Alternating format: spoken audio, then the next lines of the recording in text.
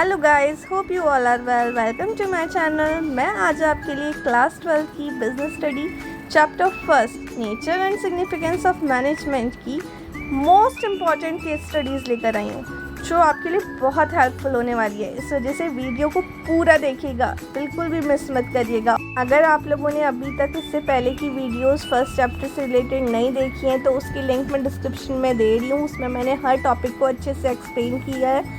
Please case studies करने से पहले वो जाके एक बार देख लीजिएगा, तो आपको केस स्टडीज़ और अच्छे से समझ में आएंगी। ओके, अगर आपको मेरी वीडियो पसंद आए तो please like, comment and subscribe ज़रूर करिएगा। चलिए फिर हम केस स्टडीज़ करना स्टार्ट करते हैं। हमारी फर्स्ट केस स्टडी है Tina, a manager of Shikhar automobiles limited established an atmosphere that encourage employees to do their best।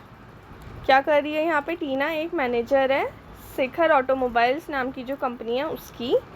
उसने एक ऐसा एटमॉस्फेयर क्रिएट कर रखा है जिससे कि वो एम्प्लॉयज़ को इनकरेज करती है कि वो अपनी बेस्ट परफॉर्मेंस दें, अपना बेस्ट करें। She also creates an environment that make them want to work. वो इस तरीके का एनवायरनमेंट भी क्रिएट कर रही है जिससे कि वो चाहें काम करना, मतलब उन्हें ये ना लगे कि उन्हें काम करने के लिए फोर्स करा जा रहा है, उनको खुद से इच्छा हो काम करने की। She directs through praise and creativity.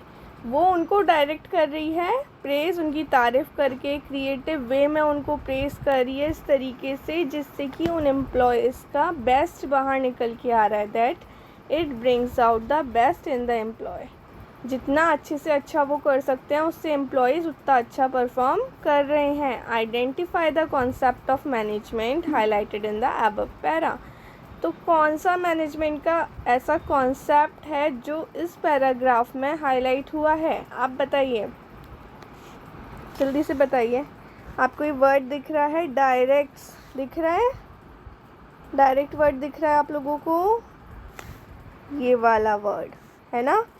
तो ये क्या है? Directing function of management. Directing में हम क्या करते थे? डायरेक्टिंग में हम लोगों को मोटिवेट करते थे, है ना? उन लोगों से अच्छे से काम करवाते थे, ये सब हम डायरेक्टिंग में ही करते थे ना। तो ये है डायरेक्टिंग फंक्शन ऑफ मैनेजमेंट। चलिए नेक्स्ट क्वेश्चन पे चलते हैं। बहुत इजी थी ना ये केस स्टडी। नेक्स्ट है Virendra Limited is able to achieve the target production of 5,000 units within the time। Virendra limited नाम की एक कंपनी है जिसने अपना टारगेट प्रोडक्शन कंप्लीट कर लिया 5,000 यूनिट्स का टाइम से, मतलब जितना टाइम उन्होंने डिसाइड किया था उतने टाइम पे उन्होंने वाला प्रोडक्शन अपना कंप्लीट कर लिया है। However, to achieve this target on time, additional ₹40,000 were paid। लेकिन इस टारगेट को टाइम में कंप्लीट करने के लिए उन्हें 40,000 रुपीज़ ज़्यादा पे करने पड़े, क्योंकि एम्प्लॉयज़ ने ओवर टाइम कराते, इतना ज़्यादा प्रोडक्शन था तो उसके लिए उन्होंने एम्प्लॉयज़ से ओवर टाइम कराया, उसके लिए उन्हें एक्स्ट्रा वेजेस पे करने पड़े, तो 40,000 रुपीज़ उनके एक्स्ट्रा खर्च हो गए हैं। Do you think Virendra limited is effective and efficient in its working? अब आपको क्या लगता है, वीरेंद्र लिमिटेड जो है वो इफ़ेक्टिव और एफिशिएंट है अपनी वर्किंग में? पहले तो इफ़ेक्टिव और एफिशिएंट का मीनिंग मैंने स्टार्टिंग में ही बोला था कि इफ़ेक्टिव और एफिशिएंट बहुत इंपॉर्टेंट। एफिशिएंट का मतलब क्या था? एफिशिएंट का मतलब था कि मिनिमम कॉस्ट में हमारा वर्क कंप्लीट हो रहा है, और इफ़ेक्टिव का मतलब था कि वर्क कंप्लीट हो रहा है। अब यहाँ क्या हो रहा है? वर्क तो अच्छे से कंप्लीट हो गया, टाइम पे कंप्लीट हो गया। इट मीन्स कि जो मैनेजमेंट है वो इफ़ेक्टिव है, लेकिन क्या हम मिनिमम कॉस्ट का वो कंप्लीट कर पाए? नहीं कर पाए, बल्कि हमें तो 40,000 रुपीज़ एक्स्ट्रा पे करने पड़ गए। तो यहाँ पे इफ़िशिएंट नहीं है। चलिए इसका आंसर देखते हैं एक बार। The management of Virendra limited is effective. जो मैनेजमेंट है वीरेंद्र लिमिटेड का वो इफ़ेक्टिव तो है क्योंकि टारगेट उसने अचीव कर लिया। However, it is not efficient as target is achieved at higher cost। लेकिन वो efficient नहीं है क्योंकि उसने हायर कॉस्ट में उस टारगेट को अचीव करा है। अगर उन्होंने मिनिमम कॉस्ट भी रखी होती ना तो यहाँ पे वो efficient भी हो जाते, खाली इफ़ेक्टिव ही नहीं efficient भी हो जाते। बट अब वो खाली इफ़ेक्टिव हैं, efficient नहीं है। इन दोनों में बिल्कुल भी वर्ड्स में कंफ्यूज मत होना, इससे देखिए अब ध्यान से पढ़ेंगे। Smita Rai is the director of Namchi designer candles. Smita Rai जो ओनर है नामची डिज़ाइनर कैंडल्स की, which has 100% women as employees. जो नामची डिज़ाइनर कैंडल्स के नाम से कंपनी है एक, उसमें 100% वुमेन ही वर्क करती हैं। They also produce varieties of candles. वो अलग अलग वेराइटी की कैंडल प्रोड्यूस करते हैं। During Diwali they produce customise candles means for the occasion. Diwali के टाइम पे वो कस्टमाइज कैंडल भी, मतलब अगर कोई चाहे अपने हिसाब से कुछ अपनी डिमांड के हिसाब से कैंडल प्रोड्यूस करवाना तो वो भी प्रोड्यूस कर देते हैं। Smita plans her Diwali collection in the month of June itself. Smita जो अपनी दिवाली कलेक्शन है वो कब प्लान कर लेती है? जून में, कि उसको दिवाली में किस किस तरीके की कैंडल्स अपने स्टॉक में लेकर आनी है। She has to then ensure that there is adequate work force and continuously monitor whether production is proceeding according to plans। वो क्या करती है? पहले तो देखती है कि जितनी उसको प्रोडक्शन करनी है वो प्लान कर रही है ना, दिवाली के लिए पहले ही प्लान कर रही है। उसके बाद देखेगी कि उसके पास उतनी पूरी वर्कफोर्स है या नहीं है जितनी उसको चाहिए इतना प्रोडक्शन करने के लिए, और कंटिन्यूसली मॉनिटर करती रहती है कि प्रोडक्शन जो है प्लान के अकॉर्डिंग हो रही है या नहीं हो रही, कहीं कोई मिस्टेक तो नहीं हो रही है।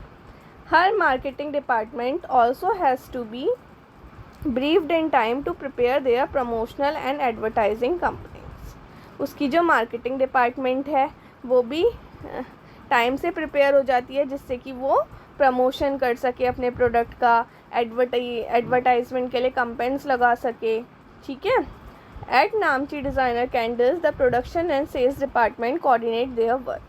नामची डिज़ाइनर कैंडल में जो प्रोडक्शन और सेल डिपार्टमेंट है ना वो आपस में कोऑर्डिनेट करके काम करते हैं, जिससे कि so that production takes place according to the demand in the market. जिससे कि प्रोडक्शन इस तरीके से हो सके जैसी मार्केट में डिमांड है। दोनों आपस में क्या करके काम करते हैं? कोऑर्डिनेट करके काम करते हैं। The purchase, production and sales department efforts have to be coordinated by Smita for achieving organisational objective harmoniously.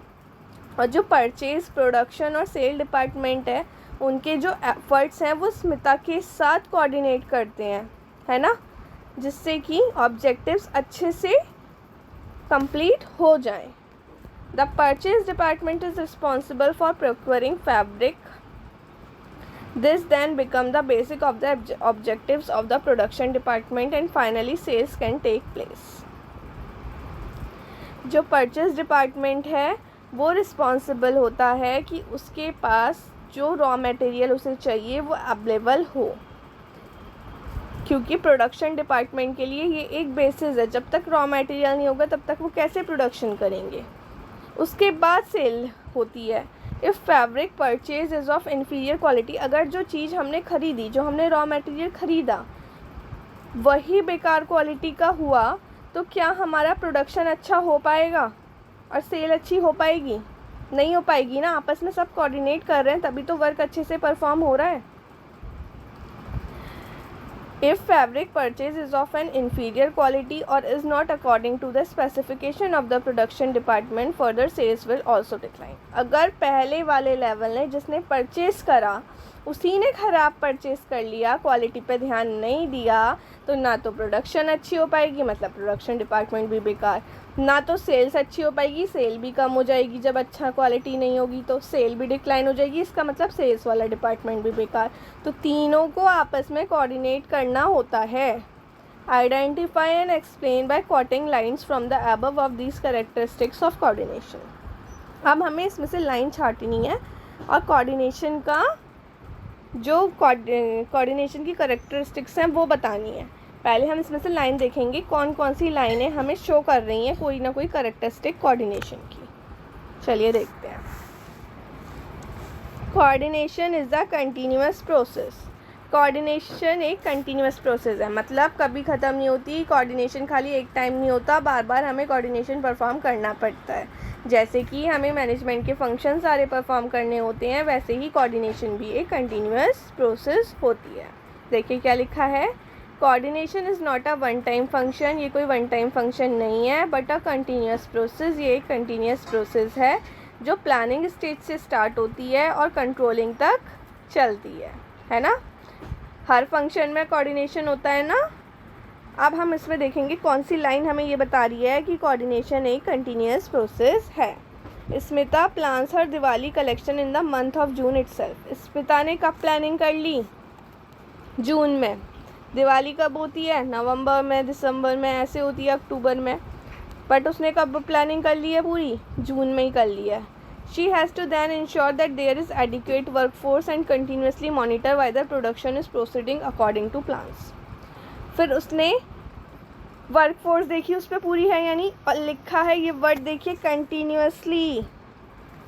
Continuously monitor कर रही है कि प्रोडक्शन सही से हो रही है या नहीं हो रही है, प्लान के अकॉर्डिंग हो रही है या नहीं हो रही है। इसका मतलब वो पूरे टाइम कंटिन्यूसली कोऑर्डिनेट कर रही है। Coordination is a continuous process. Next, coordination ensures unity of action. इसका क्या हुआ? The purpose of coordination is to secure unity of action in the realisation of a common purpose. ये देख रही है यूनिटी ऑफ एक्शन है या नहीं, सब लोग एक ही तरफ काम कर रहे हैं या नहीं कर रहे, कभी सब अपने अपन की अलग अलग वो चलाए जा रहे हों, सब एक ही तरफ, एक ही एम की तरफ वर्क कर रहे हैं या नहीं कर रहे हैं। It acts as the binding force between department and ensure that the action is aimed at achieving the goals of the organization. Coordination क्या करता है? एक बाइंडिंग फोर्स की तरह काम करता है डिपार्टमेंट के बीच में, ये इंश्योर करने के लिए कि जो एक्शन एम हो रहा है गोल्स को अचीव करने के लिए, सबका एम उसी एक्शन की तरफ हो। मतलब जो मेन हमारा ऑब्जेक्टिव है, जो हमारा मेन गोल है, हर जना उसी तरफ वर्क कर रहा है या नहीं कर रहा, ये आपस में कोऑर्डिनेट कर कंफर्म करना। ठीक है। The production and sales department coordinate their work. इसमें क्या आ रहा है? जो प्रोडक्शन और सेल डिपार्टमेंट है वो अपना वर्क कोऑर्डिनेट कर रहे हैं, जिससे कि so that production take place according to the demand in the market, जिससे कि जो मार्केट में डिमांड है उस तरीके से काम हो सके। कैसे करा? प्रोडक्शन वाला सेल वाले से पूछ रहा है कि तुम्हारी किस चीज़ की सेल ज़्यादा हो रही है, किस चीज़ की सेल कम हो रही है, उस हिसाब से ही मैं प्रोडक्शन करूं, जिससे कि मार्केट की डिमांड के हिसाब से मैं प्रोडक्शन कर सकूं। तो यूनिटी ऑफ एक्शन हो गया ना। नेक्स्ट है coordination is all pervasive function. All pervasive function मतलब खाली एक जगह काम नहीं आता, हर जगह काम आता है। कोऑर्डिनेशन की ज़रूरत मैनेजमेंट के हर लेवल पे होती है, क्योंकि हमारी जो सारी एक्टिविटीज़ हैं वो आपस में इंटरडिपेंडेंट हैं, है ना। तो उन सारी एक्टिविटीज़ में भी कोऑर्डिनेशन की ज़रूरत होती है। जो मैनेजमेंट है वो भी आपस में एक तरीके से इंटरडिपेंडेंट है, एक दूसरे पर ही तो डिपेंडेंट है अपनी इंफॉर्मेशन लेने के लिए, प्लान्स बनाने के लिए। तो वो वहाँ पे भी हर लेवल में भी काम ज़रूरत होती है कोऑर्डिनेशन की। अब ये कहाँ से पता चल रहा है हमें कि यहाँ पे वाली कैरेक्टरिस्टिक शो हो रही है? The purchase, production and sale department efforts have to be coordinated by Smita for achieving organisational objectives harmoniously. The purchase department is responsible for procuring fabric, this then become the basic of the activities of the production department and finally sales can take place. देखिए सब जगह coordination काम कर रहा है, purchase में भी, production में भी और सेल डिपार्टमेंट में भी, सब आपस में कोऑर्डिनेट कर रहे हैं, तभी अच्छे से परफॉर्मेंस वो दे पा रहे हैं। तो हम कह सकते हैं coordination is an all pervasive function. चलिए अब हम फोर्थ वाला करते हैं। Sanjana is the branch manager of ABC handicraft private limited. Sanjana एक ब्रांच मैनेजर है ABC हैंडीक्राफ्ट प्राइवेट लिमिटेड की, जो कि एक कंपनी है। Company's objective is to promote the sales of Indian handloom and handicraft product. Company का मेन ऑब्जेक्टिव ये है कि वो इंडियन हैंडलूम को और हैंडीक्राफ्ट प्रोडक्ट की सेल्स को इंक्रीज़ करे। ठीक है। वो फैब्रिक सेल करती है, फर्निशिंग्स, रेडीमेड्स और हाउस होल्ड आइटम, ये सब कुछ वो सेल करती है, जो कि वो ट्रेडिशनल इंडियन फैब्रिक से ही बनाती है। मतलब बाहर से कुछ नहीं लेती, सब कुछ इंडिया का ही यूज़ करती है। नेक्स्ट आया संजना डिसाइड क्वांटिटी। संजना क्या क्या डिसाइड करती है कि क्या क्वांटिटी उसे मैन्युफैक्चर करवानी है, क्या वैरायटी, क्या कलर, किस तरीके का टेक्सचर होना चाहिए सारे आइटम्स का। फिर वो क्या करती हैं? Then allocate resources for their purchase from different suppliers. फिर वो अलग अलग रिसोर्सेज इकट्ठे करती है, जिससे कि वो परचेज़ कर सके अलग अलग सप्लायर से अपना raw material. She appoints a team of designer, फिर वो एक डिज़ाइनर्स की टीम अपॉइंट करती है, ठीक है।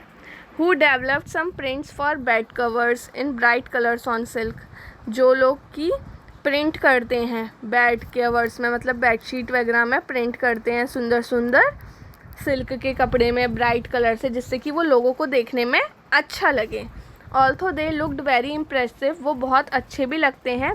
दे were more expensive than they had plan to sell, बन गए बहुत अच्छे, बना दिए उन लोगों ने, लेकिन वो ज़्यादा एक्सपेंसिव हो गए, जितने उन्होंने सोचे थे उससे ज़्यादा वो महंगे हो गए। Average customer could not afford two by it, तो मतलब जो बहुत अमीर लोग हैं, जो बहुत रिच पीपल्स हैं, वो तो उसको अफोर्ड कर सकते हैं ख़रीदना, बट जो हमारे एवरेज कस्टमर हैं वो उसको ख़रीदना अफोर्ड नहीं कर पा रहे। प्रेजिंग देयर एफर्ट, तो उनके एफ़र्ट को प्रेस करते हुए, मतलब उनकी तारीफ़ करते हुए, क्योंकि उन्होंने बनाया तो अच्छा है ना। Sanjana suggest that they should keep the silk bed covers for special occasion, Sanjana ये सजेस्ट करती है कि उसको जो सिल्क बेड कवर्स हैं वो स्पेशल ओकेजन्स के लिए रख देने चाहिए, जैसे कि दिवाली और क्रिसमस के लिए। And offer the cotton bed covers on a regular basis, और रेगुलर बेसिस के लिए कॉटन बेड कवर्स बना दिए जाएं, जिससे कि कॉस्ट भी हमारी अंडर कंट्रोल आ जाए। अब देखिए, अगर कोई एवरेज पर्सन भी है पर वो भी कुछ खास ओकेजन्स में चाहता है कि वो थोड़ी एक्सपेंसिव चीज़ें यूज़ करे, है ना, बहुत अच्छी चीज़ें यूज़ करे डेली से कुछ हट के, तो दिवाली और क्रिसमस पे लोग वो बेडशीट्स ख़रीद भी सकते हैं। बट डेली के लिए कोई इतनी कॉस्ट नॉर्मली पे नहीं करता, अगर हम मिडिल क्लास की बात करें तो उसने ये कितना अच्छा आइडिया लगाया कि डेली के लिए हम कॉटन की बना देते हैं, जो कि हमारी कम कॉस्ट में भी बन जाएगी, अंडर कंट्रोल रहेगी उसकी कॉस्ट, और सिल्क वाली हम स्पेशल ओकेजन्स पे सेल करने के लिए रख देंगे, है ना। Identify the state the functions of management which Sanjana performs by quoting lines from the above para. अब हमें मैनेजमेंट के फंक्शंस बताने हैं जो संजना ने परफॉर्म करे, और साथ ही साथ हमें लाइन्स भी क्वाट करनी है कि किस लाइन से हमें ये वाला फंक्शन पता चल रहा है। चलिए देखते हैं हम इसका आंसर, फिर हमें अच्छे से समझ में आ जाएगा। देखिए, the functions of management which Sanjana performs are, जो फंक्शंस ऑफ मैनेजमेंट संजना ने परफॉर्म करे हैं वो है प्लानिंग। प्लानिंग क्या होती है? Planning is the function of determining in advance what is to be done and who is to do it. Planning क्या होता है? पहले से एडवांस में डिसाइड करना कि हमें क्या करना है और उसे कौन करेगा। This implies setting goals in advance, इसे हम ये भी कह सकते हैं कि पहले से गोल सेट करना, and developing a way of achieving them effectively and efficiently.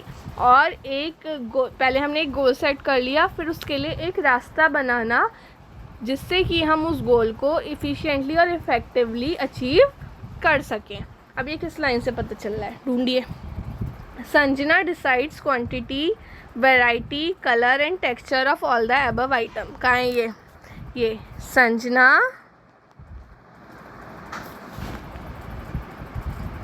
Sanjana decides quantity, variety, colour and texture of all the above item. इसमें इसने डिसाइड करा है ना, खाली अभी कुछ ख़रीदा नहीं, कुछ लिया नहीं, सिर्फ एक मन में अपने प्लान बना लिया, तो ये क्या हो गया? प्लानिंग। नेक्स्ट है organising. Organising is the management function of assigning duties, grouping task, stabilising authority and allocating resources required to carry out a specific plan. Organising एक मैनेजमेंट का फंक्शन है जिसमें हम ड्यूटीज़ असाइन करते हैं, टास्क की grouping करते हैं, एक अथॉरिटी स्टेब्लिश करते हैं, रिसोर्सेज अलोकेट करते हैं कि हमारा प्लान किस तरीके से पूरा होगा, उस सब के लिए सारी ऑर्गेनाइजिंग करना, ठीक है, कि किस तरीके से हमें प्लान को कैरी ऑन करना है। अब ये देखिए, ये कहाँ पे है? Allocate resources for their purchase from different suppliers. उसने क्या करा? रिसोर्सेज अलोकेट करे, इसमें भी आ रहा है अलोकेटिंग रिसोर्सेज। उसने रिसोर्सेज अलोकेट करे जिससे कि वो अपना जो रॉ मटेरियल है वो परचेज कर सके। नेक्स्ट आया staffing. Staffing function of management is concerned with obtaining, utilizing and maintaining a satisfactory and satisfied workforce. Staffing function of management क्या कहता है? कि हमें ऑब्टेन करने हैं, यूटिलाइज करने हैं और सेटिस्फाई करना है वर्कफोर्स। मतलब हमें अपने लिए वर्कफोर्स इकट्ठी करनी है, जो है उसको अच्छे से यूज़ करना है, ठीक है। और एक सेटिस्फाइड मतलब जितनी हमें वर्कफोर्स चाहिए, जैसी चाहिए, उसको मेंटेन करना है। ये आता है हमारा स्टाफिंग फंक्शन। तो ये कहाँ पे है? She appoints a team of designer and craft people in the company. उसने एक टीम ऑफ डिज़ाइनर अपॉइंट करी ना, और क्राफ्ट पीपल भी अपॉइंट करे कंपनी के लिए। तो ये क्या करा उसने? स्टाफिंग करी, स्टाफ इकट्ठा करा वर्क करने के लिए, वर्कफोर्स इकट्ठी करी, तो ये हो गई staffing. Next, directing. Directing involves leading, influencing and motivating employees to perform the task assign to them. Directing क्या कहता है? डायरेक्टिंग लीड करता है, मतलब जो मैनेजर है वो बाकी सबको लीड कर रहा है, क्योंकि मैनेजर हेड है उनका, उनको इन्फ्लुएंस कर रहा है, उनको मोटिवेट कर रहा है, जिससे कि वो टास्क को अच्छे से परफॉर्म कर सकें। इसमें क्या आ गया? मोटिवेट करना। मोटिवेट करने में आ गया उनको प्रेज करना। तो ये क्या है? Praising their effort, Sanjana suggested. Sanjana ने सजेस्ट कैसे करा? उनके एफर्ट्स की तारीफ़ करते हुए। हम एकदम से कह देते अरे तुमने ये क्या कर दिया, तुमने तो इतनी कॉस्ट में बना दिया, अब क्या होगा, अब तो वो लोगों का मॉरल बहुत डाउन हो जाता, फिर वो अच्छे से परफॉर्म नहीं कर पाते। बट उन लोगों ने जितनी मेहनत करी उसकी तारीफ़ करते हुए संजना सजेस्ट कर रही है। तो डायरेक्टिंग इसी तरीके से होती है। नेक्स्ट आया कंट्रोलिंग। कंट्रोलिंग में हम क्या करते हैं? कंट्रोलिंग में हम मॉनिटर करते हैं कि हमारी ऑर्गेनाइजेशन कैसा परफॉर्मेंस कर रही है, हमारे गोल्स पूरे हो पा रहे हैं या नहीं हो पा रहे। अगर नहीं हो पा रहे तो उसके लिए हम करेक्टिव एक्शन लेते हैं कि किस तरीके से वो गोल्स अच्छे से कंप्लीट हमारे हो जाएंगे, करेक्टिव एक्शन लेते हैं। तो कंट्रोलिंग कहाँ पे दिख रहा है? ये offer the cotton bed covers on a regular basis to keep cost under control. अब कॉटन बेड कवर्स ऑफ़र करना क्या है? एक करेक्टिव एक्शन लेना। ये पहले प्लान में शामिल नहीं था, बट ये प्लान में थोड़ा चेंज करा, करेक्टिव एक्शन लिया, जिससे कि उनकी सेल इंक्रीज़ हो सके, अच्छे से गोल्स पूरे हो सकें, ठीक है, जिससे कि कॉस्ट अंडर कंट्रोल आ जाए। चलिए अब हम आगे बढ़ते हैं। नेक्स्ट है Akshat and Kshitij are manager at the same level of management in a company. Akshat और क्षितिज मैनेजर हैं एक ही लेवल में मैनेजमेंट के। Akshat says that management is an art. Akshat क्या कहता है कि मैनेजमेंट एक आर्ट है। Whereas Kshitij says that management is a science. जबकि क्षितिज क्या कह रहा है कि मैनेजमेंट साइंस है। तो अब आप एक डायरेक्टर हैं, सोच लीजिए आप उस कंपनी के डायरेक्टर हैं जिसमें ये दोनों मैनेजर हैं, ठीक है। अब आपको इन लोगों को मैनेजमेंट की ट्रू नेचर समझानी है, अक्षत को भी और क्षितिज को भी। आप कैसे समझाएंगे? पहले हम समझाएंगे management is regarded as an art. Management art क्यों है? Because like in any art in management too, जैसे कि हर आर्ट में होता है वैसे ही मैनेजमेंट में भी ये सब कुछ है। एग्जिस्टेंस ऑफ थ्योरेटिकल नॉलेज है। हाँ, मैनेजमेंट की हमें फाइनेंस की थ्योरी, मार्केटिंग की थ्योरी पहले पढ़नी पड़ती है ना, ऐसे ही आर्ट में भी पहले हमें थ्योरी पढ़नी पड़ती है, उसके बाद होता है जो होता है। फिर next, personalise application of scientific method to a given situation. फिर अब हमारे पास एक नॉलेज है, पर हम उन मेथड्स का पर्सनलाइज्ड वे में यूज़ करते हैं। आर्ट में सब लोग एक ही तरीके से काम नहीं करते, सब अपने अलग तरीके से अपना दिमाग लगा के काम करते हैं, कोई रटा रटाया काम नहीं करते। पर्सनलाइज एप्लीकेशन होती है, सेम ही मैनेजमेंट में होता है। मैनेजमेंट में हमने पता चला हमने एक वो ले रखा है कि हमें तो कॉस्ट कम रखनी है। अब कम रखने के चक्कर में कभी अगर इन्वायरमेंट चेंज हो रहा है, हम प्रोडक्शन ही नहीं कर पा रहे उतने कम में, तो हमें थोड़ी कॉस्ट तो बढ़ानी पड़ेगी ना। तो पर्सनलाइज एप्लीकेशन करनी पड़ेगी, उस समय सिचुएशन को देखते हुए हमें काम करना पड़ता है। Next, continuous practice and creativity which give rise to formulation of theory and style of management. Continuously practice करते रहना पड़ता है, क्रिएटिविटी दिखानी होती है। ऐसे ही मैनेजमेंट में, ऐसे ही आर्ट में। मैनेजमेंट में जितनी ज़्यादा हम प्रैक्टिस करते हैं, जितने पुराना मैनेजर होता जाता है उसके पास उतना एक्सपीरियंस होता जाता है कि कौन सी पॉलिसी किस तरीके से वर्क करेगी। कभी हम करें कुछ अच्छे के लिए, हो बुरे के लिए जाए, तो उसको सब कुछ पता होता है कि हाँ मार्केट में किस तरीके से स्टैंड करना है, किस तरीके से वर्क करना है। अब management is regarded as a science. Management को साइंस क्यों कहते हैं? Because like science, management is a systematic body of knowledge. जैसे कि साइंस एक सिस्टमैटिक बॉडी ऑफ नॉलेज है, वैसे ही मैनेजमेंट भी है, जिसके खुद कुछ थ्योरीज और प्रिंसिपल्स हैं जो ऑब्जर्वेशन से और बार बार एक्सपेरिमेंट्स कर सामने आए हैं। However since management deals with human being, लेकिन मैनेजमेंट जो है वो ह्यूमन बीइंग के साथ डील करता है। साइंस ह्यूमन बीइंग के साथ डील नहीं करती है, पर मैनेजमेंट करता है, ह्यूमन के बिहेवियर के साथ डील करता है। ह्यूमन बिहेवियर तो भैया मूड स्विंग्स, कभी कुछ कहता है, कभी कुछ कहता है, कभी उसे कुछ चाहिए तो कभी कुछ चाहिए। तो इसकी वजह से वो एक ही प्रिंसिपल पर स्टैंड नहीं कर सकता, उसको अपनी थ्योरीज चेंज करती रहनी पड़ती हैं। मतलब हमने जो पहले सोच रखा है, ज़रूरी नहीं है कि हर सिचुएशन हमारी वैसे ही रहे, चेंज भी करनी पड़ सकती है हमें। इस वजह से हम मैनेजमेंट को इनएग्जैक्ट साइंस कहते हैं, क्योंकि उसके खुद थ्योरी और प्रिंसिपल है तो काम भी करते हैं, बट कहीं कहीं वो फेल भी हो जाते हैं ह्यूमन नेचर की वजह से। अब ट्रू नेचर ऑफ मैनेजमेंट, तो फिर मैनेजमेंट ट्रूली है क्या? हमने आर्ट भी पढ़ लिया, साइंस भी पढ़ लिया। Management is both N art and a science. Management दोनों है, आर्ट भी है और साइंस भी है। जब हम मैनेजमेंट की प्रैक्टिस करते हैं तो वो आर्ट है, ठीक है। However manager can work better if their practice is based on the principle of management. लेकिन मैनेजर का काम अच्छे से कब परफॉर्म होगा? जब वो प्रिंसिपल्स ऑफ मैनेजमेंट का भी ध्यान रखे। और इस प्रिंसिपल्स को हम क्या कह सकते हैं? Science of management. तो हम क्लियरली कह सकते हैं कि मैनेजमेंट साइंस भी है एंड आर्ट भी है। Management as an art and a science are therefore not mutually exclusive. दोनों आपस में अलग नहीं है, but complementary to each other. पर आर्ट और साइंस, ये दोनों चीज़ें जब अच्छे से एक साथ चलती है ना मैनेजमेंट में, तब मैनेजमेंट परफेक्ट होता है, तब अच्छे से बनता है। दोनों एक दूसरे के कॉम्प्लीमेंट्री। हम लोगों ने आज 5 केस स्टडीज़ करी। इससे आपको सारे टॉपिक अच्छे से क्लियर हो गए होंगे और शायद आपको केस स्टडी सॉल्व करना भी अच्छे से आ गया होगा। अगर और भी कोई ऐसी केस स्टडी है जिसमें आप लोगों को कोई प्रॉब्लम आ रही है या आपको समझ में नहीं आ रही है, तो वो आप प्लीज़ मुझे कमेंट सेक्शन में जाके बता दीजिए। मैं जल्दी से उसका सॉल्यूशन आपके लिए ले आऊँगी। आपको मेरी वीडियो अच्छी लगी हो तो प्लीज़ लाइक करिए, कमेंट कीजिए, अपने फ्रेंड्स के साथ शेयर कीजिए और मेरे चैनल को जल्दी से जल्दी सब्सक्राइब कर दीजिए। Thanks for watching.